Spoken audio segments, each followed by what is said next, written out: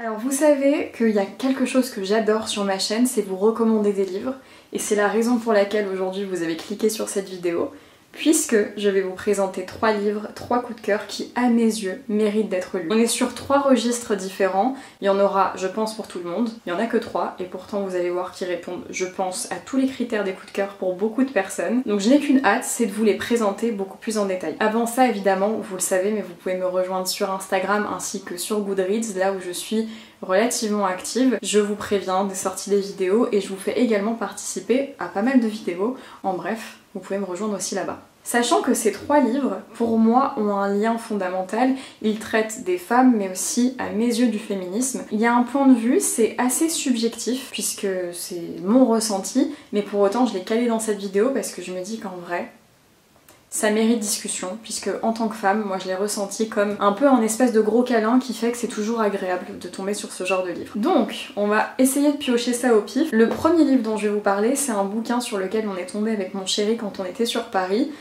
Un tout petit livre, puisqu'il s'agit d'une pièce de théâtre, L'Assemblée des femmes d'Aristophane. Alors, je pense que vous l'avez compris si vous suivez mes anciennes vidéos, mais je ne suis pas à la base une adepte du théâtre. En réalité, je pense que les cours m'en ont beaucoup dégoûté, et c'est vrai que c'est un registre vers lequel je ne me tourne pas automatiquement, et surtout, j'ai pas ce truc là où je me dis oh, du théâtre, génial. J'avoue, j'ai toujours eu pas mal d'a priori sur le théâtre.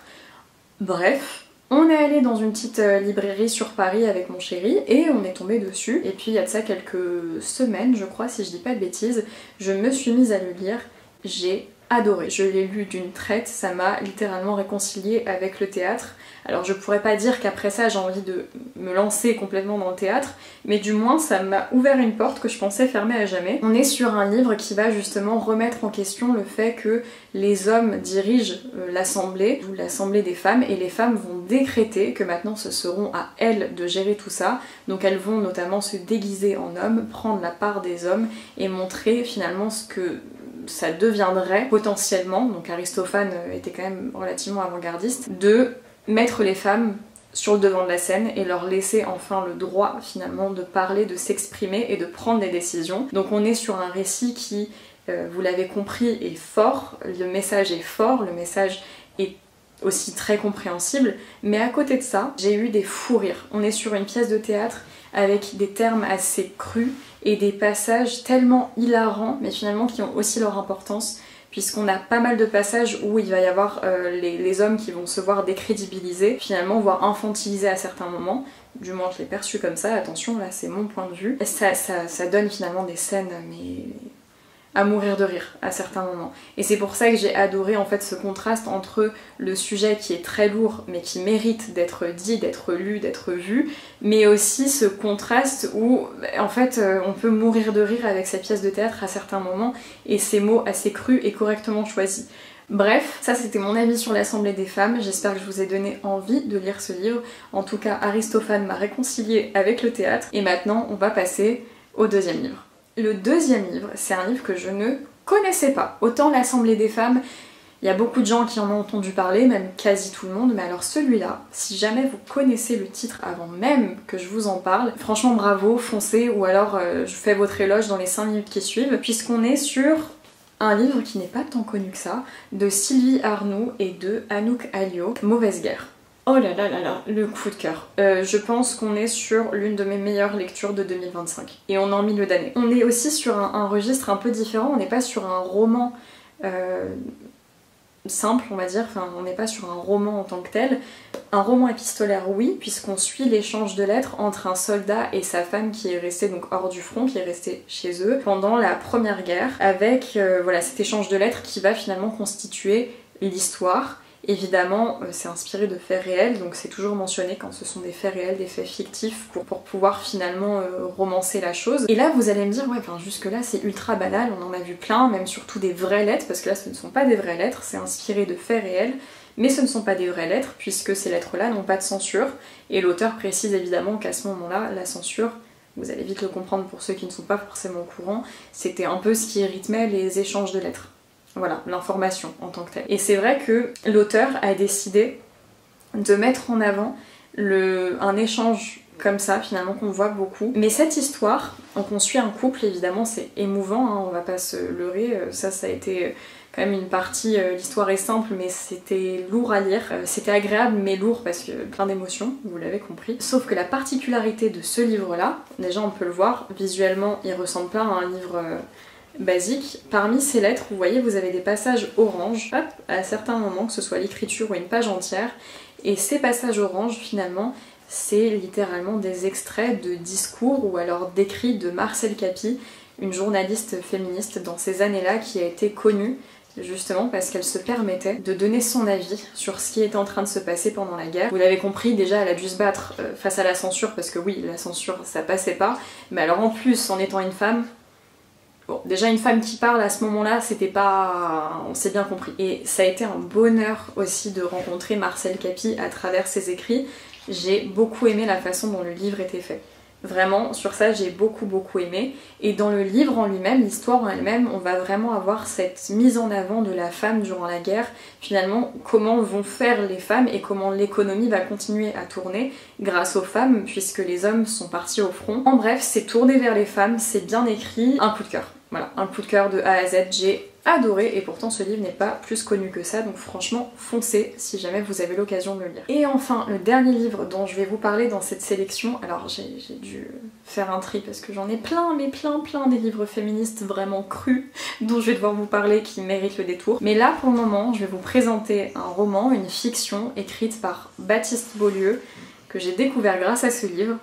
Et c'est Où vont les larmes quand elles sèchent. Ce livre-là, je l'ai commencé sans vraiment m'attendre à quoi que ce soit, puisque ma soeur me l'a ramené et m'a dit « Tiens, regarde, il est super cet auteur, tu vas sûrement l'aimer. » Oui. La réponse est oui. On est sur l'histoire d'un médecin généraliste qui va nous faire suivre un peu son quotidien et surtout nous expliquer aussi les raisons pour lesquelles il n'arrive plus à pleurer, à quel point il est anesthésié après tout ce qu'il voit. On va suivre tout son cheminement à travers ses patients, à travers ses consultations, à travers sa vie à lui aussi, essayer de comprendre les raisons pour lesquelles il ne se sent plus capable de pleurer, pourquoi il ne se sent plus humain de ne plus ressentir ses émotions. Déjà ce livre, au-delà du côté dont on va mieux parler après, donc les femmes, il y a vraiment un côté très émouvant puisque, alors je crois pas que ce soit avéré en tant que tel, mais Baptiste Beaulieu est un médecin généraliste, donc c'est dit que ce livre est inspiré. Je ne sais pas à quel point il est inspiré de faits réels, donc je ne peux pas me permettre de faire des allusions en disant bah ça s'est vraiment passé. Tout ce que je sais, c'est que l'auteur a dit lui-même qu'il avait, que c'était inspiré de sa propre vie dans le sud-ouest finalement de médecin généraliste. Donc il y a un côté très émouvant, très parlant aussi. Il y a un vocabulaire très cru puisqu'on suit un médecin qui finalement n'a plus rien à perdre, hein. Il sait plus pleurer donc au bout d'un moment la vie ne ressemble plus à rien et donc il se permet voilà d'avoir des propos parfois crus, de faire des blagues crues également. C'est à mourir de rire, mais au-delà de ça le message qui est derrière est très fort. Et pourquoi je l'ai mis dans cette sélection? Pour la simple et bonne raison que pour moi, je le considère comme un livre qui fait... J'ai même pas le terme, mais en tant que femme, moi je l'ai ressenti comme un câlin et je me suis dit, ça fait du bien. Quand j'ai refermé ce livre, je me suis dit, ça fait du bien d'avoir des écrits comme ça, surtout venant d'un homme. Alors oui, on pourra dire ce qu'on veut, mais en 2025, bah ouais, faut avouer que c'est rare de tomber sur un livre qui vous fait vous sentir légitime d'être une femme. Mes mots sont forts, mes mots sont justifiés. En fait, à travers ces consultations, on va se rendre compte à quel point il admire les femmes, il le dit tout au long du livre, et à quel point il a de la rancœur envers les hommes. Déjà par rapport à tout ce qu'ils font subir aux femmes, que ce soit le nombre de femmes qui viennent le voir pour des violences conjugales, que ce soit des femmes, des mères célibataires dont le père s'est barré. C'est du langage assez cru, je parle en tant que tel, mais ça résume bien ce bouquin.